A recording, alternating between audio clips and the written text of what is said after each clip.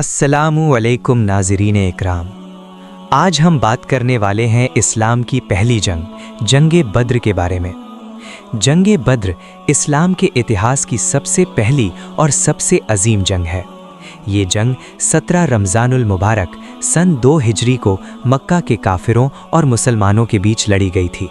इस जंग की शुरुआत कुछ इस तरह हुई थी कि कुरैश मुसलमानों के काफिलों को लूट लिया करते थे और लूटमार करते करते मदीना की सरहद तक पहुंच जाया करते थे। एक दिन अबू सुफियान तिजारत के लिए एक काफिला लेकर जा रहे थे, जिसमें सारे काफिलों का माल शामिल था, क्योंकि वे मुसलमानों को सताया करते थे। तो नबी पाक सल्लल्लाहु अलैहि वसल्लम ने भी इरादा फरमाया कि इनके काफिले को रोका जाए, ताकि इन्हें इस बात का एहसास हो कि ऐसा करना गलत है। जब अबू सुफियान को पता चला कि मुसलमान हमारा काफिला रोक सकते हैं, तो उन्होंने एक कासिद को रवाना किया और उससे कहा कि तुम मक्का जाकर बताओ कि मुसलमान तुम्हारा माल लूट सकते हैं। ये कहकर उसे भेज दिया और खुद रास्ता बदलकर दूसरे रास्ते से काफिला लेकर जाने लगे। जब वो कासिद मक्का पहुंचा तो उसने अपने ऊँट के कान और नाक काट दिए और अपने कपड़े फाड़ दिए। ऊँट दर्द से चिल्लाने लगा तो सब लोग अपना काम छोड़कर वहां आ गए। ये वहां बड़ी खबर देने का तरीका था। जब सब लोग इकट्ठा हो गए तो कासिद ने उन्हें बताया कि मुसलमान तुम्हारा माल लूट सकते हैं। जब सारे काफिरों ने ये बात सुनी तो अपनी फौज तैयार करना शुरू कर दिया। इधर मुसलमानों की फौज काफिले को रोकने के लिए निकल पड़ी। इधर काफिरों के सरदार अबू जहल ने एक आदमी को भेजा और उससे कहा कि पता करके आओ कि मुसलमानों की तादाद कितनी है, उनके पास कितने हथियार हैं और उनके पास कितने ऊँट हैं। जब वो आदमी लौटा तो अबू जहल ने उससे पूछा कि उनकी फौज की तादाद कितनी है। उसने बताया कि लगभग 313 या 314 हैं। अबू जहल ने कहा हम 1000 आदमी लेकर जाएंगे। फिर उसने पूछा कि उनकी फौज में कितने घोड़े हैं। उसने कहा लगभग 6 घोड़े हैं। अबू जहल ने कहा हम 100 घोड़े लेकर जाएंगे। फिर उसने पूछा ऊँट कितने हैं। उसने बताया 70 ऊँट हैं। उसने कहा हम 700 ऊँट लेकर जाएंगे। जब तक अबू सुफियान काफिला लेकर पहुंच चुके थे, अब जंग करने की कोई ज़रूरत नहीं थी। लेकिन अबू जहल ने कहा हम जंग करेंगे, क्योंकि मुसलमानों के एक आदमी के लिए हमारे पास 3 आदमी मौजूद हैं।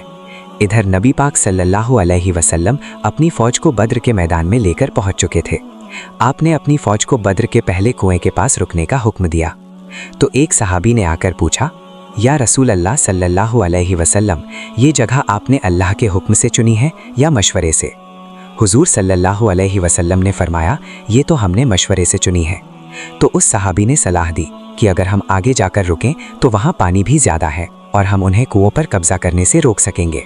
आप सल्लल्लाहु अलैहि वसल्लम को उस सहाबी का मशवरा बहुत पसंद आया और पूरी फौज आधी रात को उठकर उसी जगह चली गई।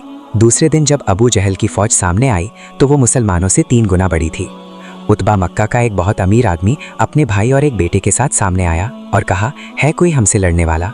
मदीना के 3 अंसार लड़ने के लिए सामने आए। तो उतबा ने कहा, ये कौन है? हमें अपने भाइयों के सर काटने हैं, जिन्होंने अपने बाप और दादाओं के मजहब से बगावत की है।